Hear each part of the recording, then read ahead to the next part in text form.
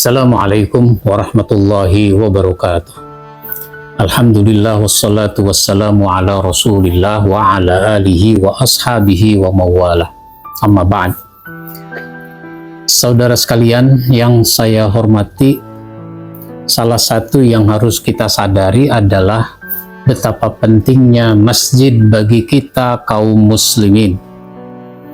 Pada masa Rasulullah Shallallahu Alaihi Wasallam, setidaknya ada dua peristiwa yang memberi isyarat kepada kita tentang pentingnya masjid.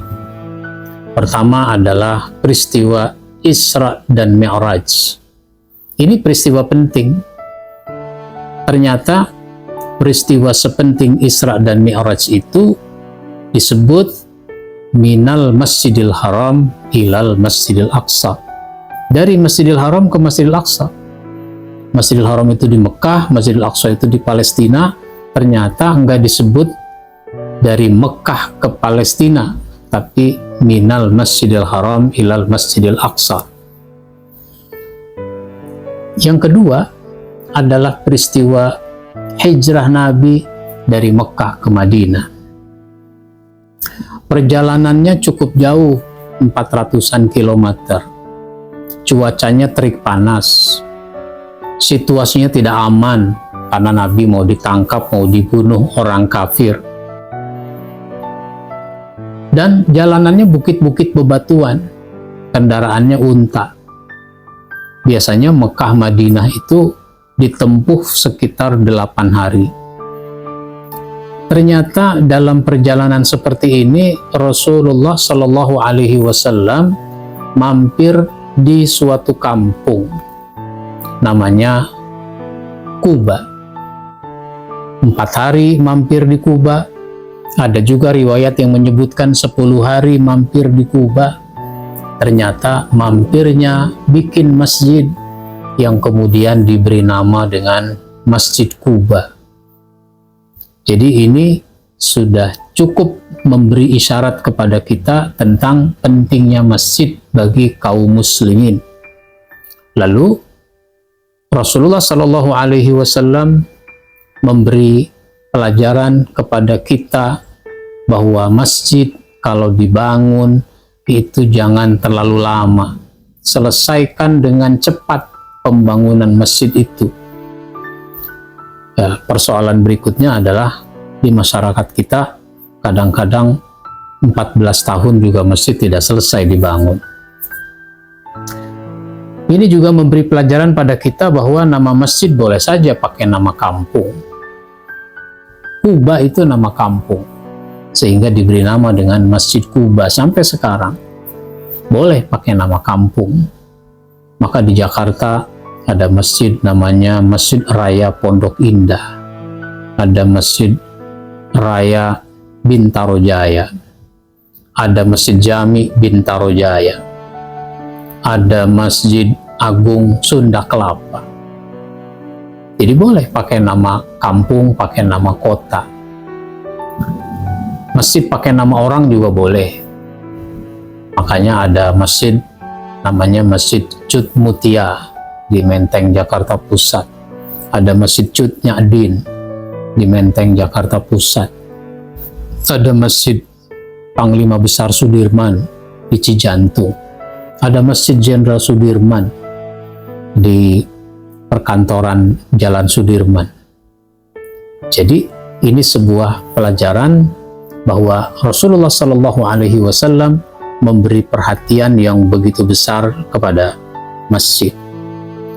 Maka sesudah Rasulullah melanjutkan perjalanan dari Kuba menuju Madinah, ternyata sampai di Madinah bangunan pertama yang didirikan itu adalah masjid yang kemudian diberi nama dengan Masjid Kuba, dengan Masjid Nabawi. Diberi nama dengan Masjid Nabawi. Ada seorang anak kecil yang memberikan tanahnya. Waktu itu Rasulullah kan menginap di rumah Abu Ayyub Al-Ansari. Sesudah cukup istirahat dalam perjalanan hijrah ini, Rasulullah Shallallahu Alaihi Wasallam katakanlah kalau kayak kita duduk di teras rumahnya Abu Ayyub Al-Ansari. Kemudian Rasulullah berkumpul dengan para sahabat.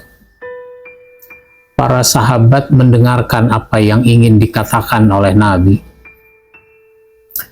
Tiba-tiba Rasulullah bertanya, ngomong-ngomong ini tanah siapa ya di sini nih?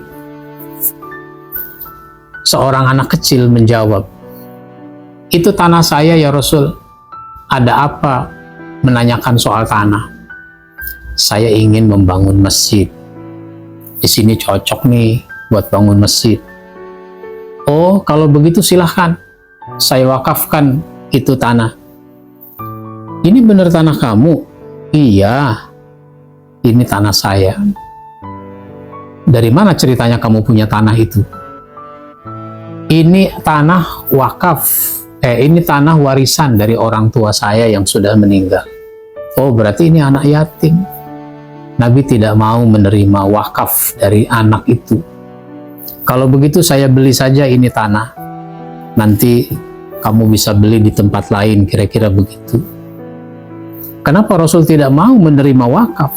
Padahal wakaf itu bagus. Iya, wakaf itu bagus. Tapi masalahnya ini wakaf dari anak kecil. Anak kecil pikirannya belum matang. Nabi tidak ingin nanti kalau dia udah gede dia nyesel. Coba dulu itu tanah nggak diwakafkan. Sekarang ini semeter harganya, wah sudah mahal. Sebenarnya tidak ada orang yang menyesal telah mewakafkan tanahnya, itu tidak ada. Yang ada adalah anak cucunya. Sehingga ketika tanah wakaf untuk masjid belum diganti sertifikat tanahnya, yang berwakaf sudah meninggal, akhirnya dibuka arsip oleh anak cucunya, ternyata itu tanah masih atas nama almarhum orang tuanya, almarhum kakeknya. Akhirnya apa? Dia klaim lagi. Sehingga terjadi keributan, diambil alih, dan seterusnya. Kasus-kasus ini sudah terjadi. Nah, oleh karenanya, mari kita tunjukkan rasa perhatian kita kepada masjid, perhatian yang besar, sebagaimana Rasulullah Shallallahu Alaihi Wasallam besar perhatiannya kepada masjid. Ini yang saya sampaikan. Mudah-mudahan memotivasi kita untuk menunjukkan rasa tanggung jawab kita terhadap masjid dengan cara mau memakmurkan masjid itu dengan pemakmuran yang seluas-luasnya, yang sebesar-besarnya. Mudah-mudahan bermanfaat dan mohon maaf bila ada hal-hal yang kurang berkenan. Wabillahi taufiq wal hidayah. Wassalamualaikum warahmatullahi wabarakatuh.